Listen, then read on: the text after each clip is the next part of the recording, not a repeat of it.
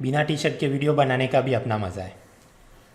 खैर मित्रों, आप जानते हैं यूपीएससी की एग्ज़ाम 3 स्टेज में ली जाती है। पहला होता है प्रीलिम्स यानी एमसीक्यू, फिर होता है मेंस यानी descriptive, and lastly there is interview. ना within this mains exam आप जानते हैं कि जनरल स्टडीज़ के 4 पेपर होते हैं, फिर ऐसे paper, optional subject, Indian and English language paper. पिछले कुछ वर्षों से ये कोचिंग माफिया और कुछ बिकाऊ टॉपर्स ने एक प्रोपोगेंडा शुरू किया है कि मैं तो यूपीएससी तैयारी के डे 1 से ही मेंस आंसर राइटिंग करती थी, और जब कोई टॉपर ऐसा बोलना शुरू कर देगा तो ऑब्वियसली जो फर्स्ट अटैम्प्ट वाले हैं वो भी नए बच्चे कंफ्यूज हो जाते हैं कि क्या सच में यूपीएससी आंसर राइटिंग डे 1 से ही शुरू कर देनी चाहिए अपनी तैयारी के। Should I start practicing mains answer writing from day 1 of UPSC preparation, और अगर नहीं then why do this coaching mafia and sell out toppers keep lying and speaking partial truths about it. क्यों ये लोग झूठ या आधा सच बोल के आपको गुमराह कर रहे हैं? और अगर पहले दिन से मेंस आंसर राइटिंग नहीं करनी है तो फिर कौन से दिन से हमने मेंस आंसर राइटिंग की प्रिपरेशन शुरू करनी चाहिए? और उससे भी पहले कुछ प्री रिक्विजिट्स, पूर्व शर्त है कि नहीं कि अपना थोड़ा सिलेबस कंप्लीट होना चाहिए वगैरह। सेकेंडली, आजकल बहुत सारे डेली आंसर राइटिंग प्रैक्टिस के नाम पर इररेलेवेंट टाइप के मॉक क्वेश्चन बनाए जाते हैं जिसका यूपीएससी रियल एग्ज़ाम के प्रीवियस ट्रेंड्स के साथ कुछ मेल जोल है नहीं। बस ऐसे कुछ भी लिख दिया, इस पे आंसर राइटिंग करो, और पब्लिक बेफिजुल पूरा दिन टाइपिंग करती रहती है। So how not to get fooled into writing irrelevant mock test. Secondly, अगर आपने जल्दी से टाइम लिमिट में मेंस के आंसर कंप्लीट करने हैं तो कुछ ऐसे टॉपिक्स हैं जिसके इंट्रोडक्शन, कंक्लूजन के टेम्पलेट पहले से रेडी होने चाहिए। तो वो प्रक्रिया हम कैसे करें? कई बार ऐसे प्रश्न पूछे जाते हैं जहाँ पर हमारे पास अच्छा मटेरियल, स्पेसिफिक मटेरियल नहीं होता, तो कैसे कुछ फॉर्डर मटेरियल की मदद से we can assemble some average to good quality answer. Then कुछ लोग जवाब तो लिखते हैं बट उनका पूरा जो आउटलुक होता है it is as if like उसको कुछ भी प्रश्न पूछो, हमारे डिस्ट्रिक्ट में ऐसा होता है, हमारे गांव में ऐसा होता है, this type of example and case study लिख के वो अपना जवाब बनाते हैं, then you will not get good marks. So how to cultivate an outlook that is suitable for the national and international level type of answers. Grammar, spelling, vocabulary, ये सब को ठीक कैसे किया जाए एंड सो ऑन। तो बहुत सारे अलग अलग आयाम हैं over the period of time, अलग अलग वीडियो में मैं आपको बताऊंगा। फिर ये आजकल उदय भाई जैसे बहुत सारे लोग, आलू ले लो, प्याज ले लो, मीन्स का मॉक टेस्ट सीरीज ले लो, बहुत सारा मार्केट में मटेरियल बिक रहा है। So should I join a paid mains answer writing test series और not? And secondly, if yes then at what time should I join such test series? फिर कुछ टॉपर्स बोलते रहते हैं मैं तो हर जवाब में चार्ट बना देती थी, इससे समय की काफ़ी बचत होती है। That is correct up to certain extent, लेकिन फिर ये भी प्रश्न होता है कि अगर हमने जवाब में कुछ लिखना है कि सूर्य पूर्व दिशा से उगता है तो क्या उसका भी ऐसा प्राकृतिक चित्र बना के देना है? क्या हर एक जगह पर रिक्वायर्ड हो कि नहीं हो मारपीट के नक्शा और चार्ट बनाना ज़रूरी है क्या? Do I have to draw flow charts and diagram in each and every answer? ये भी मैं आपको आगे बताऊंगा। फिर कुछ लोगों को बहुत बोर्ड एग्जाम लेवल के क्वेश्चन रहते हैं, शुड आई आंसर, मैंने आंसर को अंडरलाइन करना चाहिए कि नहीं, हेडिंग और सब हेडिंग बनाने चाहिए कि नहीं, ब्लू पेन से लिखना है या ब्लैक पेन से, जेल पेन इस्तेमाल करूँ कि बॉल पेन इस्तेमाल करूँ, हाइलाइटर का प्रयोग करना है कि नहीं, एंड सो फॉर। कुछ लोग ये भी डर में रहते हैं कि मेरी हैंड राइटिंग अच्छी नहीं है तो क्या मैंने कोई कैलीग्राफी क्लासेस, सुलेखन के कोचिंग क्लासेस चलते हैं वो ज्वाइन करने चाहिए। And similar type of questions for the optional subject, कि उधर वैकल्पिक विषय में भी डे 1 से आंसर राइटिंग की पीपूड़ी बजाने है कि नहीं, क्योंकि ये कोचिंग माफिया और कुछ बिकाऊ टॉपर्स तो उधर भी ऐसा ही गुमराह करना शुरू कर रहे हैं। So one by one will see that. एक वीडियो में सब कवर नहीं होगा, 4-5 वीडियो मुझे बनाने पड़ेंगे। लेकिन सबसे पहला और सबसे महत्वपूर्ण सवाल ये है, should I start mains answer writing from day 1 of UPSC preparation? मेरा इसमें जवाब ये है कि मैं आपको 2 सवाल अभी देता हूँ। पहला सवाल है साइक्लोन आम्फान के बारे में जो अभी करंट अफेयर्स में चलता है। दूसरा सवाल है सेकंड वर्ल्ड वॉर के बारे में। वैसे तो वो हिस्टोरिक इवेंट है लेकिन 2020 में उसका 75th एनिवर्सरी हो रहा है, ये वाली तारीख को मतलब उसका अंत हुआ था, ऐसे 75वीं उसकी शताब्दी है। तो ये लेक्चर में मैं आपको इसके 2 सवाल पे हम चर्चा करेंगे। अगर आप सिर्फ एक दिन की पढ़ाई करके इन दोनों प्रश्नों के अच्छे जवाब लिख सकते हैं तो हाँ, आप डे 1 से मेंस आंसर राइटिंग की पीपूड़ी बजा सकते हैं। नहीं कर सकते, well then you should study first and then you engage in this type of nonsense. So if you can handle the next 2 questions in a satisfactory manner, then only you should start it from day 1. तो पहला प्रश्न, in the aftermath of the recent cyclone Amphan examine critically the reasons behind India's vulnerability to cyclones and suggest steps to reduce it. 250 words, mains paper 3 disaster management के लिए mock question. चक्रवातों के प्रति भारत की भेद्यता के कारणों की, वल्नरेबिलिटी की जांच करें, क्यों हम वल्नरेबल हैं और इसे कम करने के लिए क्या कदम उठा सकते हैं, वो आप सुझाइए। आपदा प्रतिबंधन जो कि मेंस पेपर 3 का पार्ट है, उसमें ये आंसर राइटिंग मैं आपको दे रहा हूँ।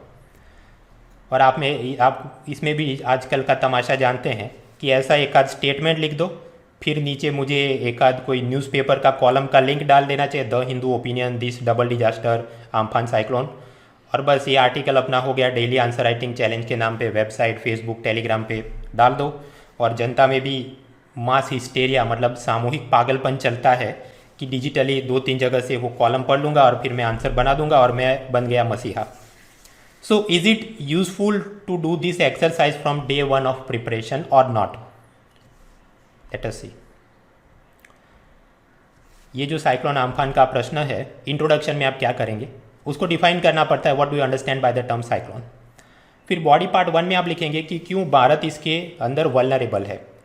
तो अपनी वल्नरेबिलिटी आप सोचिए 2 कारणों से है। एक तो है नेचुरल रीजंस कि जहाँ पर large body of water is there, temperature ये सेल्सियस से ये सेल्सियस की रेंज में रहता है, वो कुछ ट्रॉपिकल के एरिया में आते हैं। अगर ऐसे कुछ जियोग्राफिकल फैक्टर है तो साइक्लोन होने के चांस बढ़ जाते।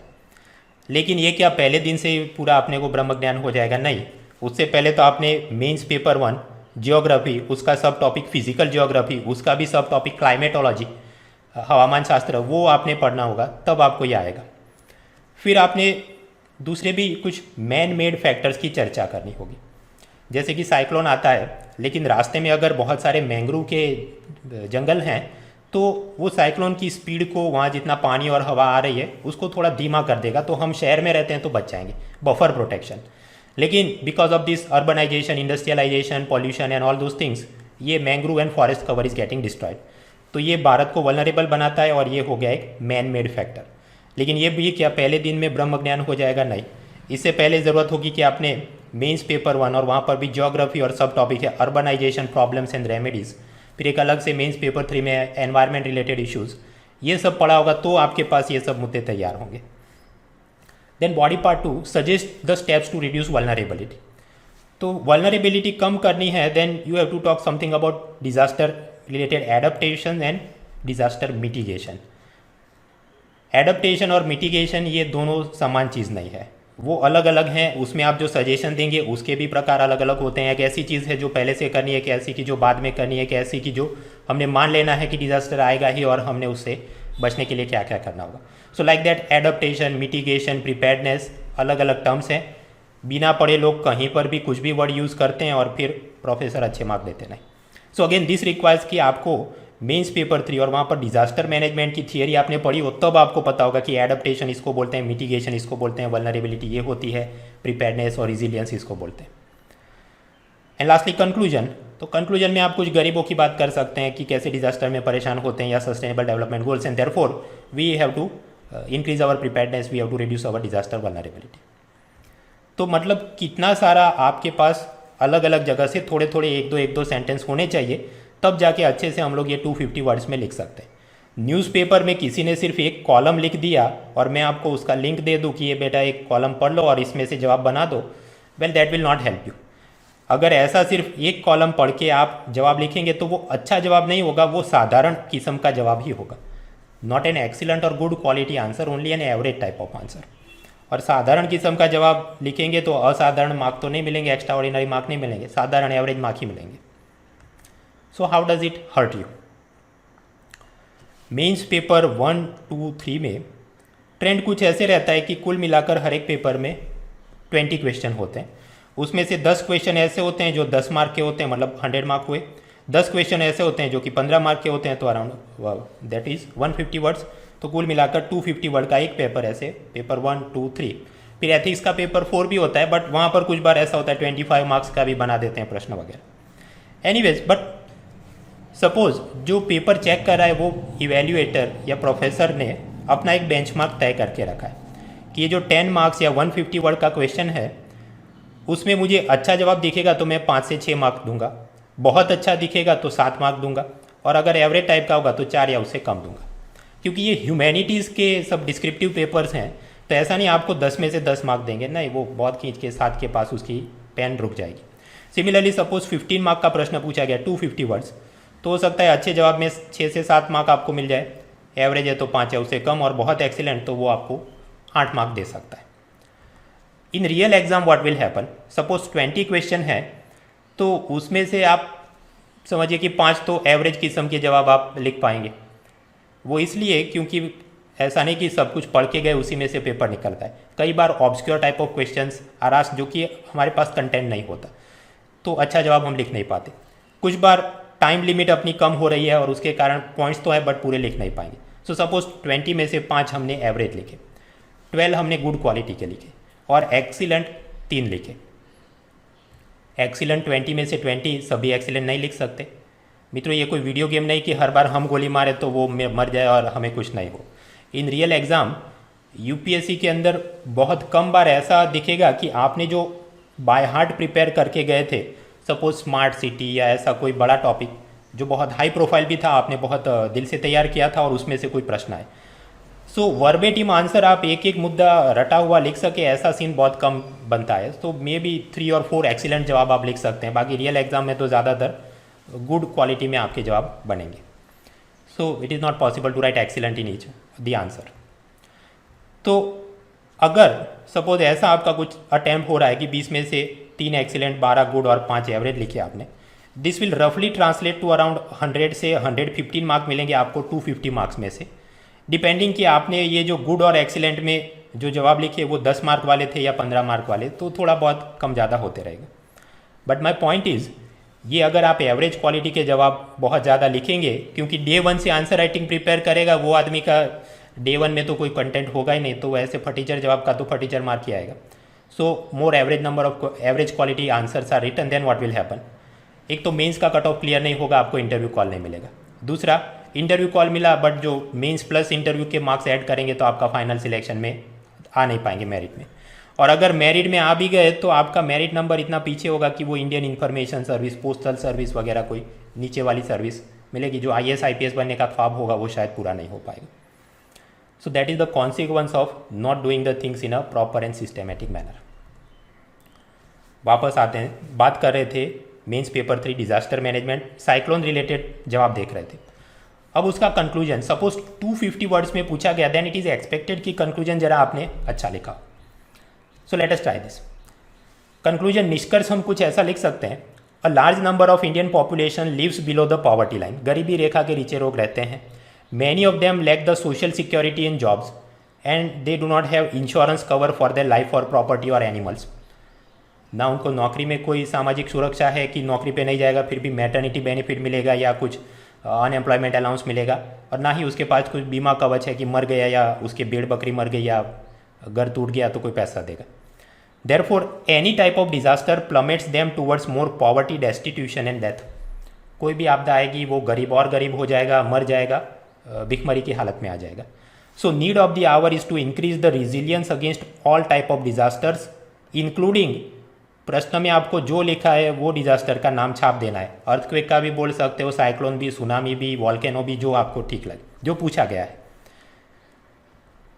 तो अब देखिए ये जो हमने टेम्पलेट बना दिया हर डिजास्टर में काम आ सकता है, लेकिन ये भी बनाने के लिए और दिमाग चलाने के लिए भी आपको थोड़ी इकोनॉमी की समझ होनी चाहिए कि भाई ये फाइनेंशियल इंक्लूजन होना चाहिए, नहीं होगा तो ये लोगों के पास इंश्योरेंस कवर नहीं होगा, ह्यूमन रिसोर्स डेवलपमेंट को अफेक्ट करता है, ये सब थोड़ी बहुत समझ होगी तो इधर उधर से आप मसाला जोड़ के ये सब्जी बना सकते हैं, ऐसा कंक्लूजन।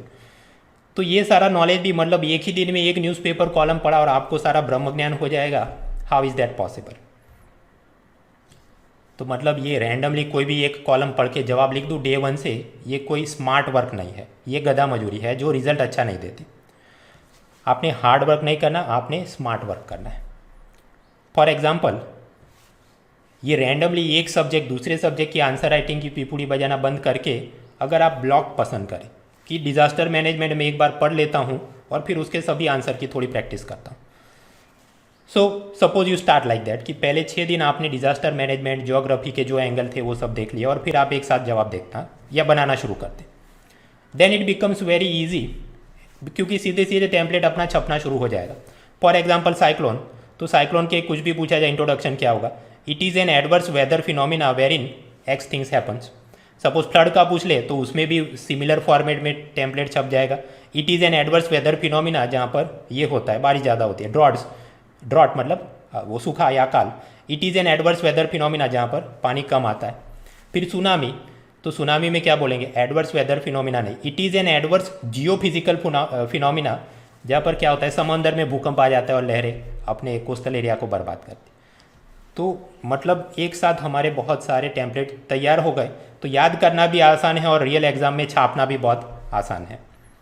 फिर बॉडी में आपने लिखना होगा ये सभी डिजास्टर में. Then you will talk about something like natural factors and some man made factor. Of course natural factor इनके अलग अलग हो सकते हैं, साइक्लोन, फ्लड, ड्रॉट, सुनामी के, लेकिन मैन मेड फैक्टर्स है उसमें तो बहुत सारे ऐसे कॉमन टॉपिक है कि एक बार आपने तैयार कर लिया तो हर जगह काम आएंगे. जैसे मैन मेड फैक्टर में अर्बनाइजेशन, डिफॉरेस्टेशन, उसके चलते अपनी वल्नरेबिलिटी हर जगह पे बढ़ी रही, चाहे साइक्लोन देखो, फ्लड देखो या सुनामी. देन बॉडी पार्ट 2 में सपोज आपको पूछा जाए हाउ टू रिड्यूस वल्नरेबिलिटी या how to increase the preparedness, तो उसके अंदर आप ऑफकोर्स कुछ जगह पर थोड़े थोड़े टॉपिक बदलेंगे, बट एक टॉपिक यहाँ पर भी कॉमन हो जाएगा कि we should try for afforestation to break the speed of water and waves. ज़्यादा पेड़ पौधे लगाएंगे हम लोग तो जो भी आ रहा है, चाहे सुनामी आ रही है, साइक्लोन आ रहा है, फ्लड, तो उसकी गति थोड़ी धीमी हो जाएगी.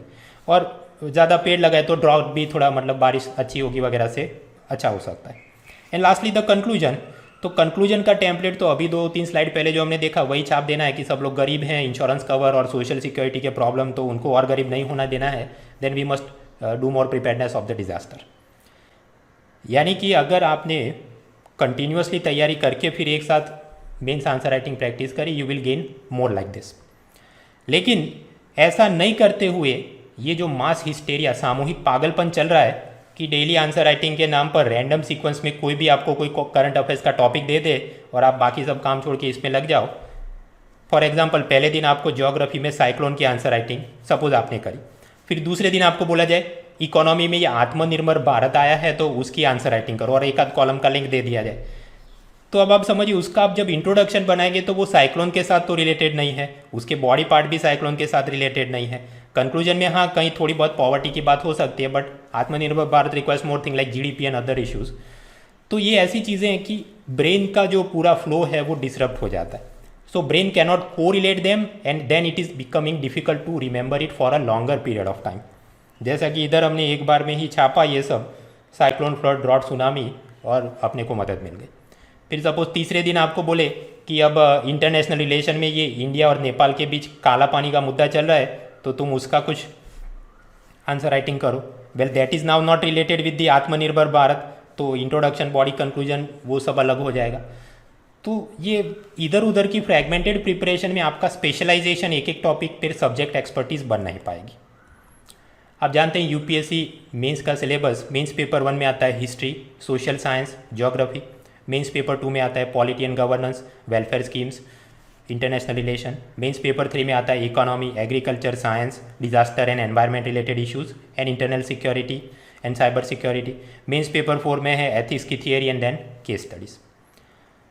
तो मैं ये नहीं कह रहा हूँ कि जब आपने साइक्लोन का आंसर लिखना है तो उससे पहले जाकर एथिक्स का सिलेबस कंप्लीट करो, ऐसा मैं नहीं बोल रहा हूँ. मैं ये कह रहा हूँ कि पहले कम से कम आपने ये डिजास्टर और ज्योग्राफी का सिलेबस तो कंप्लीट किया होना चाहिए, तब आप कुछ अच्छा लिख सकते हैं, right. So at least you should finish physical geography and disaster management first. थोड़ा और टाइम बचे तो एनवायरनमेंट भी थोड़ा पढ़ लो तो आप अच्छे वाला कुछ जवाब बना सकते हो. लेकिन ये सब करने के लिए एक दिन में तो होगा नहीं, it may require 1 week 2 week, depend कि आपको कितनी जल्दी आप उसको तैयार कर सकते हैं. तो मतलब डे 1 से ये आंसर राइटिंग करेंगे तो वो कहता भी दीवाना और सुनता भी दीवाना, ऐसी सब बातें चल रही है. यानी कि आइडियल तरीका ये है कि डे 1, 2, 3, 4, 5, 6 जितने भी दिन लगे, लेकिन एक आप सिलेबस का पूरा ब्लॉक कंप्लीट करिए और फिर आखिरी में उसकी जो भी आंसर राइटिंग की प्रैक्टिस आप सब्जेक्ट वाइज या टॉपिक वाइज तरीके से करिए. ये नहीं कि रैंडमली डे 1, 2, 3, 4 को जो भी करंट अफेयर आ रहा है और कोई आपको कुछ दे रहा है तो बस उसी की आंसर राइटिंग की प्रैक्टिस में लगे रहो. ये मास हिस्टेरिया आपको कोई ज़्यादा फ़ायदेमंद नहीं रहेगा. ऑफकोर्स लोग तो ऐसा ही आपसे करवाएंगे क्योंकि उनको तो डेली पेज व्यूज़ चाहिए, सब्सक्राइबर बढ़ाने, एड रेवेन्यू बढ़ाना है, टेस्ट सीरीज़ के लिए कस्टमर पैदा करने हैं। इसलिए ये कहना फैशनेबल हो गया है कि मैं तो डे 1 से आंसर राइटिंग करती थी, रादर देन सेइंग कि मैंने पहले इतने दिनों तक अपना पसीना खून पसीना बांध के सिलेबस कंप्लीट किया था और फिर मैं तैयारी कर रहा था आंसर राइटिंग। वापस आते हैं, तो मैं आपको कह रहा था कि 2 सवाल मैं आपको दिखाता हूँ, अगर आप उसके डे 1 पे अच्छे जवाब लिख सके तो आप कर सकते हैं। तो पहला साइक्लोन अम्फान, उसके एग्जाम्पल से तो हमें साबित हो गया कि डे 1 पर नहीं, जब सिलेबस कंप्लीट हो उस सब्जेक्ट का तब आंसर राइटिंग करनी चाहिए। Another question, 75th of the second world war, इसका एक मॉक क्वेश्चन ट्राई करते हैं। On the 8th May 1945 Germany was first defeated militarily and then it was defeated politically and economically by the allied powers. Elaborate 15 marks 250 words. 8 मई 1945 को मित्र राष्ट्रों द्वारा Germany को पहले सैन्य रूप से और उसके बाद राजनीतिक और आर्थिक रूप से हराया गया था, विस्तृत कीजिए। अब ये प्रश्न की क्या कंटेक्स्ट है? इसका कंटेक्स्ट ये है कि 2020 में सेकंड वर्ल्ड वॉर को एंड होने की घटना को 75 ईयर्स पूरे हो रहे हैं। तो ये शताब्दी अवसर के अनुसंधान में यूरोप में बहुत सारी जगह पर परेड सेरेमनी होती रहती है और न्यूज़पेपर में उसके कभी कभी कॉलम्स आते रहते हैं।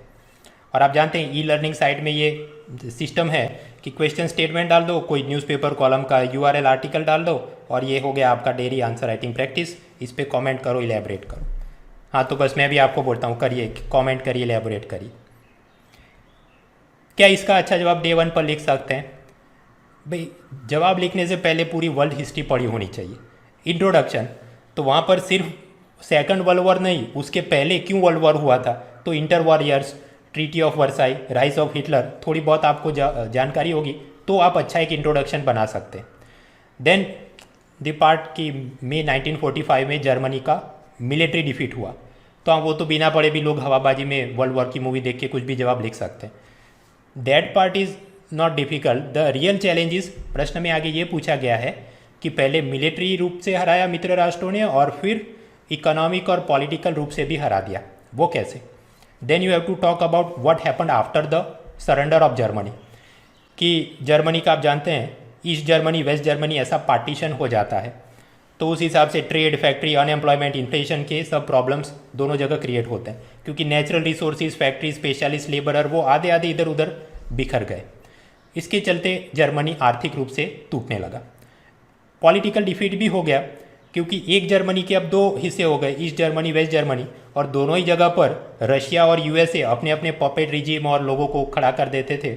सो it was not helping in to some type of real and practical democracy, so that resulted in to political defeat of the German.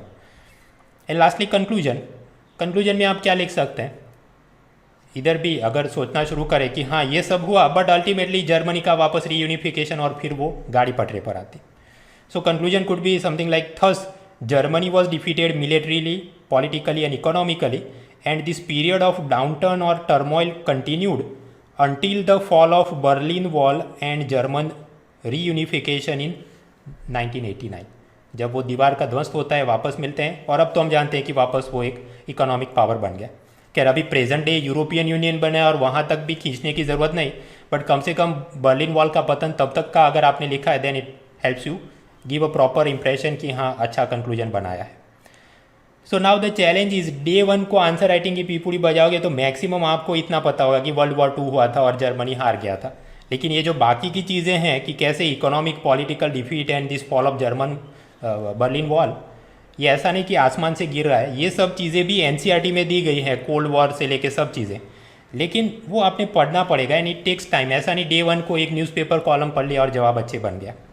और इधर भी वही सीन होगा कि बिना कुछ पढ़े हवाबाजी में एक कॉलम से आपने जवाब बना दिया without finishing the entire world history syllabus, तो हवाबाजी में बस ये कि जर्मनी सफर्ड ह्यूमिलेटिंग डिफीट, उसकी इकोनॉमी डेवस्टेटेड, जीनेरिक टर्म में, लेकिन कोई लॉजिकल उसका एक्सप्लेनेशन नहीं देते कि ऐसा कैसे हुआ था। Not highlighting the specific issues surrounding the partition of Germany and not writing an impactful conclusion up to the fall of Berlin wall, जिसके चलते आपको इधर भी सपोज 15 मार्क का प्रश्न है तो 5 या उससे कम mark, average type of mark मिलेंगे, रैंक आपका आएगा नहीं, सिलेक्शन आएगा नहीं, प्रॉब्लम्स। यानी ये जो टॉपर्स अपने पेज व्यूज़ और सब्सक्राइबर बढ़ाने के लिए या किसी की टेस्ट सीरीज़ प्रमोट करने के लिए ऐसा बोलते रहते हैं कि यूपीएससी की तैयारी के मैं तो डे 1 से ही ये सब करता था, मेंस आंसर राइटिंग प्रैक्टिस, उसका ये महल देखकर बहुत सारे फर्स्ट टाइम वाले एस्पायरेंट होते हैं, वो अपनी झोंपड़ी जला देते हैं कि बाढ़ में गया सिलेबस कंप्लीशन और सब, मैं तो डे 1 से ही सीधा वर्ल्ड हिस्ट्री का आंसर राइटिंग शुरू कर दूंगा और ऐसे न्यूज़पेपर कॉलम रैंडम सीक्वेंस में पढ़ूंगा तो अपने आप मेरे में ब्रह्म ज्ञान आ जाएगा। Not going to happen.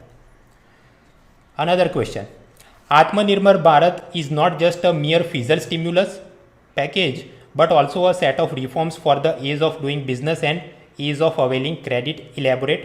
Mains paper 3 economy 250 words में जवाब लिखिए। आत्मनिर्भर भारत सिर्फ एक राजस्व प्रोत्साहन का पैकेज नहीं है बल्कि व्यापार करने में सुगमता और ऋण लेने में सुगमता का भी पैकेज है। इसको आप विस्तृत करिए। इधर भी एक आध कोई इंडियन एक्सप्रेस का एक्सप्लेन सीरीज़ का आर्टिकल का मैं लिंक दे दूँ और फिर लिखो जवाब। अच्छा जवाब नहीं लिख सकते, आपके पास कुछ पहले बिल्डिंग ब्लॉक्स होने चाहिए। बिल्डिंग ब्लॉक्स इस जवाब के क्या है? बैंकिंग सेक्टर में मॉनेटरी पॉलिसी उसका क्या, उसमें ये रेपो रेट होता है, ये वाली चीज़ होती है, आरबीआई ने ये बोला, फिर उसको आत्मनिर्भर भारत में ये किया गया, लोन्स का इशू, एनपीए का इशू, वो सब बातें। देन बजट, तो taxation, subsidy, FRBM act, fizzle deficit, fizzle stimulus, ये सब क्या होता है, थोड़ी थोड़ी समझ होनी चाहिए। GDP, saving, investment, capital formation, ease of doing business, ये सब की कुछ समझ होनी चाहिए। ऐसा नहीं कोई एक न्यूज़पेपर कॉलम या कोई listicle these are the 10 important features of Atmanirbhar Bharat और फिर आप ये जवाब बना सके। Well you also have to explain कि पहले लोन लेने में सुगमता नहीं थी, ईज ऑफ क्रेडिट पहले नहीं था और अब ऐसा किया तो इसमें ईज ऑफ क्रेडिट है। पहले ये वाला प्रॉब्लम था फैक्ट्री या टैक्सेशन या लेबर लॉज में, अब इसको ठीक किया तो अब ये ईज ऑफ डूइंग बिजनेस है। So like that you have to logically justify your answer, otherwise you will not get the good marks. तो इधर भी पहले इकोनॉमी के आपके अच्छे खासे सब बिल्डिंग ब्लॉक कंप्लीट किए होने चाहिए, फिर जाके आप उसकी subject wise topic wise answer writing practice करो। ये नहीं कि एक दिन साइक्लोन पकड़ा, दूसरे दिन वर्ल्ड वॉर, तीसरे दिन इकोनॉमी पकड़ लिया। तो प्रश्न ये होता है कि ये टॉपर्स, ऐसा कुछ टॉपर्स सच क्यों नहीं बोलते? अगर चाहे तो वो पूरा सच बोल सकते हैं। पूरा सच ये होगा, फॉर एग्जांपल वो बोल सकते हैं कि मेरा पॉलिटी सिलेबस कंप्लीट हो गया था और उसके बाद मैं मेंस पेपर 2 और वहाँ पर रोल ऑफ सिविल सोसाइटी और प्रेशर ग्रुप्स के बारे में पढ़ रही थी। उस वक्त मैंने वो सिविल सोसाइटी और प्रेशर ग्रुप की आंसर राइटिंग डे 1 से शुरू कर दी क्योंकि मुझे बैक एंड में जो भी पॉलिटी, डायरेक्टिव प्रिंसिपल और वो सब चीज़ें पता थी। So that means day 1 of reading mains paper 2 civil society pressure group, क्योंकि मेरे पहले के बिल्डिंग ब्लॉक्स मेरे पास तैयार थे, तो मान सकते हैं हाँ वो बात जस्टिफाइबल है। या फिर वो ये बोल सकते हैं कि मेरा एंशियंट और मिडिवल हिस्ट्री का सिलेबस कंप्लीट हो गया था, मुझे पता था पहले ये वाला राजा आया, फिर ये वाला राजा आया, फिर ये वाला राजा आया और ये वाले राजा ये ज्योग्राफिकल एरिया में थे, ये वाले राजा ये धर्म को मानते थे, वो सब मेरे को पता था। उसके बाद जब मैंने आर्ट एंड कल्चर पढ़ना शुरू किया तो उसका सब टॉपिक मेरे पास आया गांधार आर्ट, तो मैंने उसकी आंसर राइटिंग डे 1 से शुरू कर दी। डे 1 किसका? गांधार आर्ट पढ़ने का डे 1, क्योंकि मेरा उससे पहले हिस्ट्री का वो सब मुझे पता था कि आगे पीछे इंट्रोडक्शन कंक्लूजन में क्या लिखना है। लेकिन वो ये पूरा सच नहीं बोलते, वो सिर्फ पार्शियल ट्रूथ बोल रहे हैं कि डे 1 से आंसर राइटिंग प्रैक्टिस शुरू कर दी। या ऐसा भी कुछ हो सकता है कि मेरा फर्स्ट यूपीएससी अटेम्प्ट में मैंने फ्रीडम स्ट्रगल तो पूरा बाय हार्ट स्पेक्ट्रम की किताब से पढ़ लिया था, तो फिर मैं जब सेकंड यूपीएससी अटेम्प्ट दे रहा था तो उसके डे 1 से मैंने सीधा फ्रीडम स्ट्रगल के मेंस आंसर राइटिंग की तैयारी शुरू कर दी, क्योंकि मेरा फ्रीडम स्ट्रगल की सिलेबस कंप्लीट था। मुझे पता था कि ये वाला घटना हुई, उसके बाद गांधी का आगमन, फिर ये वाला समिट हुआ, फिर ये हुआ। But they are not telling the full truth, they are only telling the partial truth कि I started answer writing on day 1। ऐसा क्यों हो रहा है? कुछ केस में टॉपर्स फुल सेंटेंस में पूरी डिटेल में बात कर रहे हैं, लेकिन उसके बाद कोचिंग क्लास वाले और ई लर्निंग वेबसाइट वाले उनके सक्सेस इंटरव्यू या सक्सेस स्ट्रेटेजी वीडियो के सिलेक्टेड पार्ट्स को ही हाईलाइट करते हैं अपना प्रोडक्ट प्रमोट करने के लिए।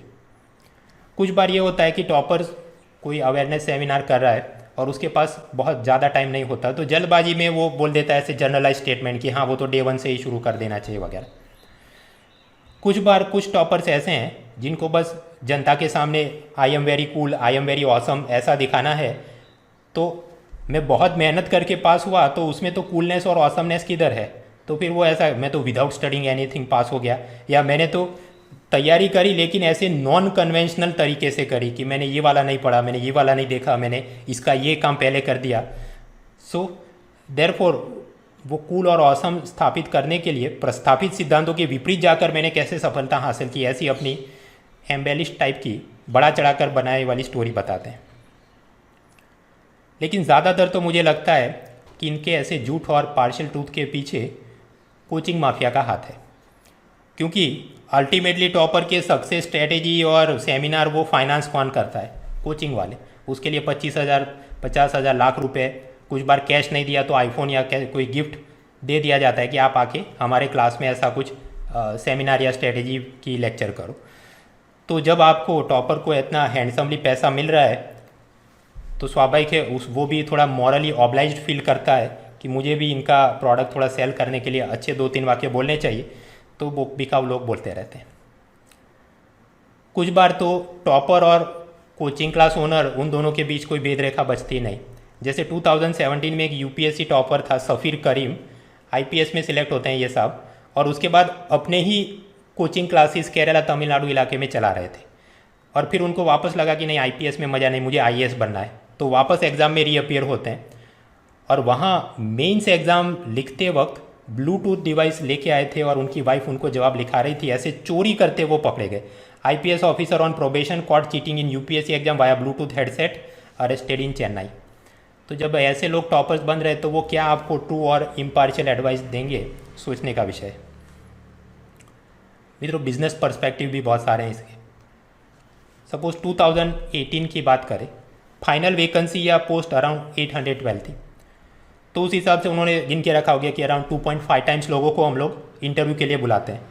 तो उस हिसाब से मेन से इंटरव्यू में करीब 2000 लोगों को क्वालिफाई किया। फिर ये भी तय होता है कि जितनी वैकेंसी है उससे 12-13 गुना लोगों को प्रीलिम में क्वालिफाई करेंगे। तो उस हिसाब से अराउंड 10,000 लोगों को प्रीलिम में क्लियर किया था और मेंस लिखने के लिए बुलाया था। कितने लोगों ने प्रीलिम एग्ज़ाम जाके दी थी? 5 लाख लोगों ने। कितने लोगों ने प्रीलिम 2018 में अप्लाई किया था? 10,65,000 लोगों ने। मतलब 10 लाख लोगों ने अर्जी डाली, ऑनलाइन फॉर्म भर दिया, लेकिन उसमें से सिर्फ आधे लोग ही असल एग्ज़ाम देने के लिए रविवार को गए होंगे। यानी आप देख सकते हैं कि ऑलमोस्ट 50% ऑफ द क्राउड की जो अप्लाई करता है वो तो एग्ज़ाम हॉल तक जाता भी नहीं। ये सब ऐसे लोग हैं कि उनको बस उनके पापा ने बोल दिया तो बस just because papa said I fill up the UPSC form, they are not serious about the exam. कुछ बार ये होता है कि वो सीरियस होते हैं यूपीएससी के लिए, लेकिन पहले स्टाफ सिलेक्शन बैंक या स्टेट सर्विस एग्ज़ाम की कोई डेट आज के पीछे होगी तो यूपीएससी अटैम्प्ट मेरा बिगड़ नहीं जाए कम तैयारी में, ऐसा सोच के अटैम्प्ट देने के लिए नहीं जाते। बट द पॉइंट इज़, जब आप बात करते हैं कि मेंस आंसर राइटिंग, तो उसकी पात्रता मतलब मेंटल क्वालिफिकेशन किसकी होगी? ऐसा आदमी जिसका प्रीलिम का बहुत सारा सिलेबस, मेंस का सिलेक्टेड ब्लॉक्स का सिलेबस कंप्लीट किया है, वो आदमी उसकी पात्रता रखता है कि वो कुछ जवाब लिखे और वो देखने लायक होगा। सो पोटेंशियल कस्टमर और subscriber base for the mains books, mains coaching and mains test series वो कितना हो सकता है? 10,000 लोग मेंस लिख रहे हैं, बहुत सारे लोग ऐसे होंगे 1-2 मार्क के लिए उनका प्रीलिम क्लियर नहीं हुआ, तो बहुत खींच के भी पूरे भारत में मतलब 20 से 40,000 ही लोग ऐसे होंगे जो कि मेंस आंसर राइटिंग की दम रखते हैं। तो अगर कोई कोचिंग क्लास वाले ने, कोई वेबसाइट वाले ने, कोई यूट्यूब वाले ने कस्टमर बेस बढ़ाना है, पेज व्यूज़ चाहिए, सब्सक्राइबर चाहिए, तो ये स्टेज पर मतलब आपका इतना सिलेबस कंप्लीट हो जाए फिर जाके आंसर राइटिंग करना, ऐसा बोलेंगे तो 20 से 40,000 लोग ही उसको मिलेंगे। तो क्या करना पड़ेगा? मास हिस्टेरिया क्रिएट करो। इधर ये जो लोग अप्लाई कर रहे हैं या जो अपीयर होने आ रहे हैं, इनको बोलो कि भाई आपने डे 1 से ही फॉर्म भरा, तब से आपने मेंस आंसर राइटिंग की पिपूड़ी बजाना शुरू कर देना चाहिए। और ये बात भी कोचिंग वाला खुद बोले तो लोग सुनेंगे नहीं। सोशल मीडिया इन्फ्लुएंसर के रूप में टॉपर्स को, खास करके जो थोड़े सोशल मीडिया फॉलोइंग ज़्यादा हो, उनको बोल दीजिए कि आप बोलते रहो, तो ये माहौल क्रिएट हो सकता है। And so therefore this nonsense is going on. This is one perspective. Business का एक दूसरा भी पर्सपेक्टिव है कि ये ट्रेडिशनल कोचिंग माफिया तो हैं ही, अभी बाज़ार में एक और न्यूसेंस एलिमेंट आ गए हैं।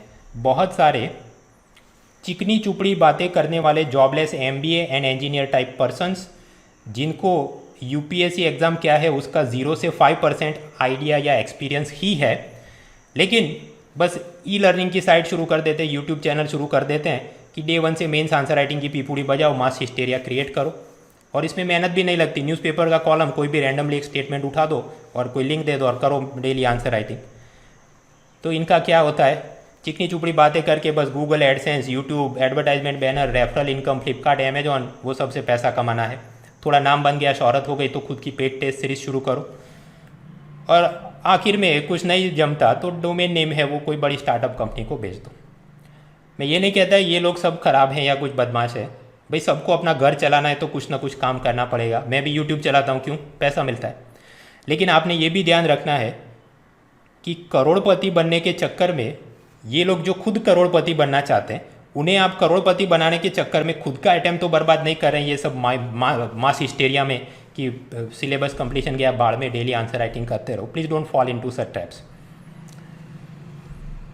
ये बात करिए डेली आंसर राइटिंग की। मैं आपको कुछ सैंपल देता हूँ, ये लो डेली आंसर राइटिंग प्रैक्टिस। और क्या आपने बेवकूफ़ बन के उनकी प्रैक्टिस करनी चाहिए कि नहीं, दैट इज़ द क्वेश्चन। पहला, the destruction caused by cyclone Amphan highlights the failure of the union government's disaster management machinery comment. मैं कहता हूँ ये प्रश्न आएगा ही नहीं, irrelevant question. Second, Atmanirbhar Bharat is a statistical jugglery rather than a real fiscal stimulus package, examine critically. Again ऐसे ये वाला प्रश्न आएगा ही नहीं, इरेलेवेंट है। Third, reverse migration to villages during corona crisis has set Indian economy back by 15 years, elucidate. लोग वापस चले गए, अपनी इकोनॉमी 15 साल पीछे गई है, इसका आप रोना धोना करिए, विस्तृत करके दिखाइए। Again irrelevant question. Discuss the need and significance of incentive based scrappage policy for revival of commercial vehicle sector in India. तो ये जो प्रश्न पूछे गए हैं as a topic, yes it is important कि साइक्लोन आम्फान या आत्मनिर्भर भारत या माइग्रेशन, लेकिन इसको जो पूछने का तरीका है, tone of the answer, context of the answer, ये गलत है। मतलब ऐसे टोन में पूछा गया तो ऐसे इरेलेवेंट मॉक क्वेश्चन में आपने टाइम वेस्ट नहीं करना चाहिए। ये जो बात है incentive based scrappage policy for the revival of commercial vehicle sector in India, भाई इतनी टेक्निकल डेप्थ में यूपीएससी पूछता ही नहीं। So we should not be wasting time in such irrelevant question, भले डेली आंसर राइटिंग के नाम पे कोई भी आपको फ्री में मटेरियल पिरोस रहा हो। तो ऐसा इररेलेवेंट क्वेश्चन कौन से होते हैं, इसको कैसे आइडेंटिफाई करें और कैसे ऐसी बेफिजूल की टाइम वेस्ट एक्सरसाइज से हम लोग बचे, उसकी भी मैं आपको बात बताऊंगा, but that I will do in the next lecture. So see you next time.